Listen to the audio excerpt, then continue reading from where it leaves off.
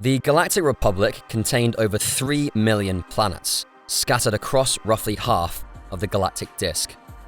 These systems ranged from wealthy city planets to backwater, barely inhabited minor colonies. One of the most colorful kinds of Republic member world was the trading outposts, planets whose settlements were built around interstellar commerce. These worlds were hubs of activity, always seeing new visitors from far-flung realms of space. Of the Republic's many trading outposts, some of the most fascinating were those on the borders of known space, those who received as many visitors from wild space as they did from Republic worlds.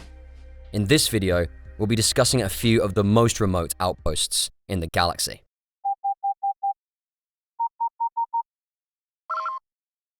Attention, Sergeant on deck!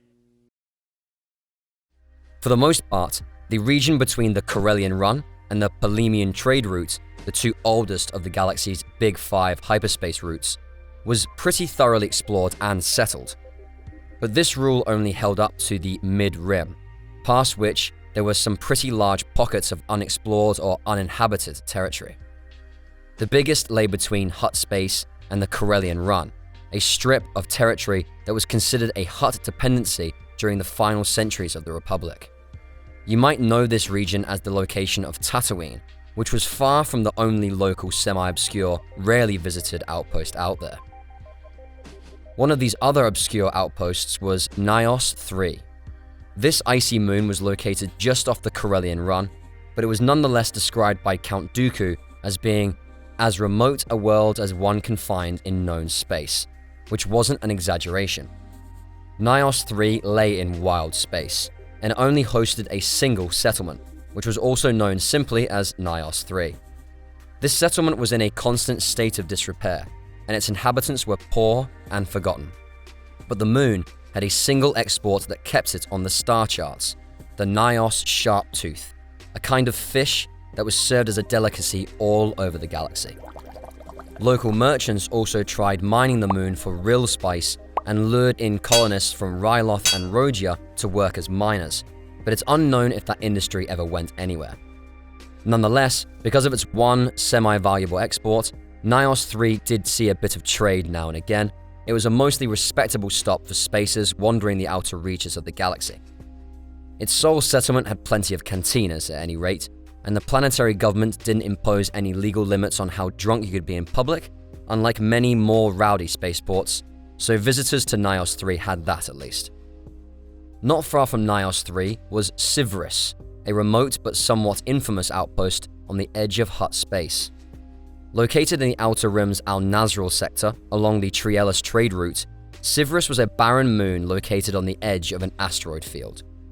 Its largest crater featured habitat domes containing a fairly lively spaceport, the Sivris Shadowport. This wasn't exactly a legitimate port of call, however. Sivris was located on the edge of Hutt space. In fact, it was considered one of Hutt space's gateway worlds, the last stop many spacers made on their way into the heart of Hutt territory. However, it wasn't under direct Hutt control. It was an entirely lawless place, and as a result, its spaceport became infamous as a favorite haunt of smugglers, pirates, and similarly unsavory characters. Sivris was thoroughly off the grid, for better or worse, and even though it wasn't exactly obscure, it was remote enough that neither the Hutts nor the Republic could do much to change that. In many respects, our next remote outpost, Terminus, was a lot like Sivris. It was also not all that obscure of a planet. After all, it lay at the junction of the Corellian trade spine and the Hydian Way, two of the most important hyperspace routes in the galaxy. But despite being at the junction of two super hyper routes, it was remote as you could get. It lay in the Kalia sector, in the most remote corner of the Western Reaches, which were an obscure and poorly explored region in themselves.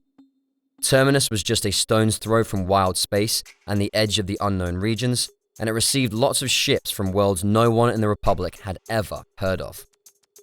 Terminus had a number of spaceports, many of which were constantly full of traffic. Most of these were also infamous shadow ports, openly hosting all manner of activities that were illegal in the Republic, and catering to smugglers in particular. Part of this was due to Terminus's remote location, which put it far from the reach of Republic law, but part of it was also due to the fact that many of the ships that stopped on Terminus came from wild space or even the unknown regions, and their captains had no affiliation with the Republic or respect for its laws. Terminus was a true melting pot, one that major players in the galactic underworld could easily take advantage of. Ocean 7 was a similar case.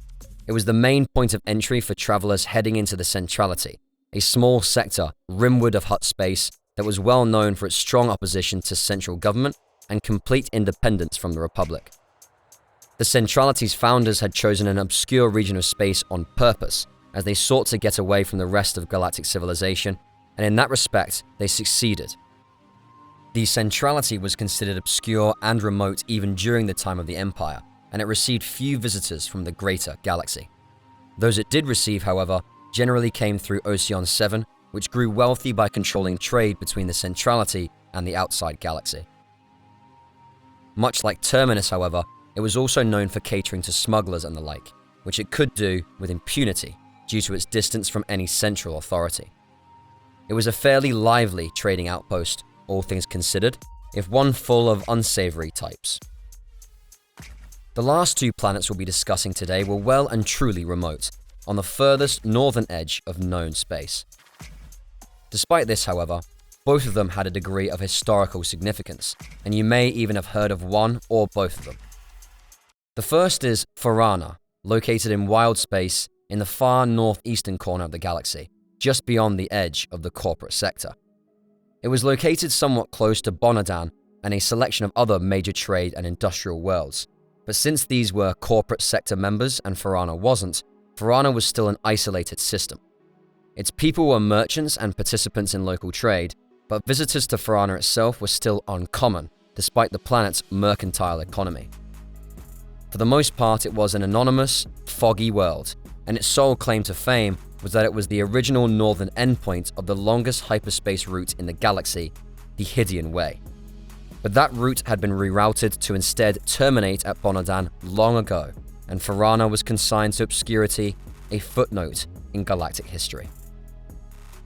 Our last obscure outpost is Cernpedal, located in the far north of the New Territories in the Outer Rim's Daylonbian sector.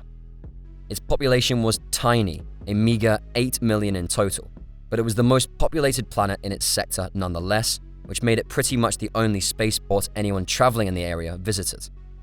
Granted, that wasn't very many people. The only real way into this part of space was the long and obscure Viragi trade route, which meant that Cernpedal didn't get all that many visitors. Or rather, it didn't get all that many visitors until 25 ABY, when it was visited by the whole fracking Yuuzhan Vong invasion fleet. If you've been wondering for the past minute or so where you've heard the name Cernpedal before, it's because the planet did have one major claim to fame. It was where Chewbacca died. In the Battle of Cernpedal, one of the first major battles of the Yuuzhan Vong War, the extragalactic invaders used a gravity weapon called a Dovin Basal to pull Cernpedal's moon, Dorbido, out of orbit, sending it hurtling towards the planet. The resultant collision killed nearly the entire population of Cernpedal. Han Solo, his son Anakin, and Chewbacca evacuated as many people as they could before the impact, but they could only save so many, and Chewbacca ultimately died in the attempt, sacrificing himself to help Anakin escape. So, that's our look at 6 of the most obscure outposts in the galaxy. But what do you think?